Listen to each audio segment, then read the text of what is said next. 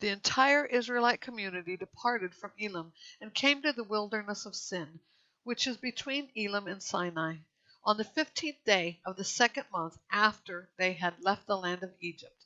The entire Israelite community grumbled against Moses and Aaron in the wilderness. The Israelites said to them, "If only we had died by the Lord's hand in the land of Egypt, when we sat by pots of meat and ate all the bread we wanted. Instead, you brought us into this wilderness and made this whole assembly die of hunger." Then the Lord said to Moses, "I am going to rain bread from heaven for you. The people are to go out each day and gather enough for that day. This way I will test them to see whether or not they will follow my instructions.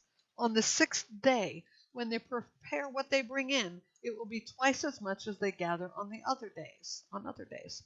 So Moses and Aaron said to all the Israelites, "This evening you will know that it was the Lord who brought you out of the hand of Egypt. In the morning you will see the Lord's glory, because he has heard your complaints about him. For who are we that you complain about us?" Moses continued, "The Lord will give you meat to eat this evening, and more than enough bread in the morning, for he has heard the complaints that you are raising against him. Who are we? Your complaints are not against us, but against the Lord." Then Moses told Aaron, "Say to the entire Israelite community, 'Come before the Lord, for he has heard your complaints.'" As Aaron was speaking to the entire Israelite community, they turned toward the wilderness, and there in a cloud the Lord's glory appeared. The Lord spoke to Moses, "I have heard the complaints of the Israelites. Tell them, at twilight you will eat meat, and in the morning you will eat bread until you are full. Then you will know that I am Yahweh your God." So at evening quail came and covered the camp. In the morning there was a layer of dew all around the camp. When the layer of dew evaporated, there were fine flakes on the desert surface, as fine as frost on the ground. When the Israelites saw it, they asked one another, "What is it?" because they didn't know what it was. Moses told them, "It is the bread the Lord has given you to eat. This is what the Lord has commanded. Gather as much of it as each person needs to eat.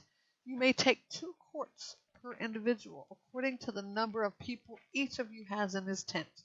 So the Israelites did this. Some gathered a lot, some a little. When they measured it by quarts, the person who gathered a lot had no surplus, and the person who gathered a little had no shortage. Each gathered as much as he needed to eat.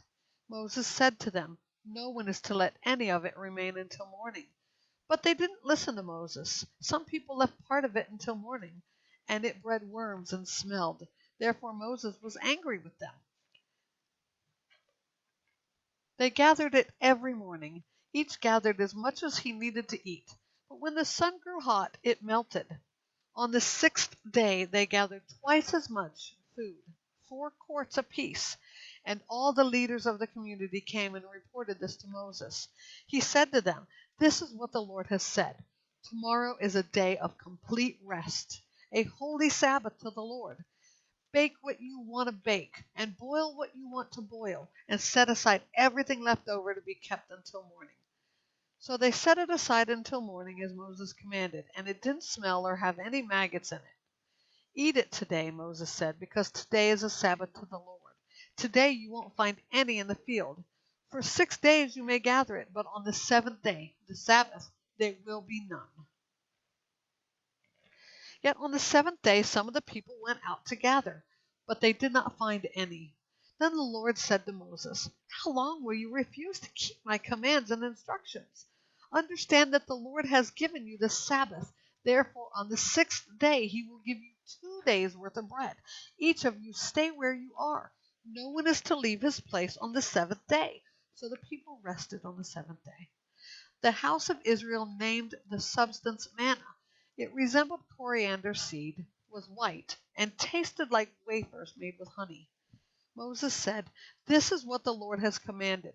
2 quarts of it are to be preserved throughout your generations, so that they may see the bread I fed you in the wilderness when I brought you out of the land of Egypt." Moses told Aaron, "Take a container and put 2 quarts of manna in it. Then place it before the Lord to be preserved throughout your generations." As the Lord commanded Moses, Aaron placed it before the testimony to be preserved. The Israelites ate manna for 40 years until they came to an uninhabited land. They ate manna until they reached the border of the land of Canaan. 2 quarts are a tenth of an ephah.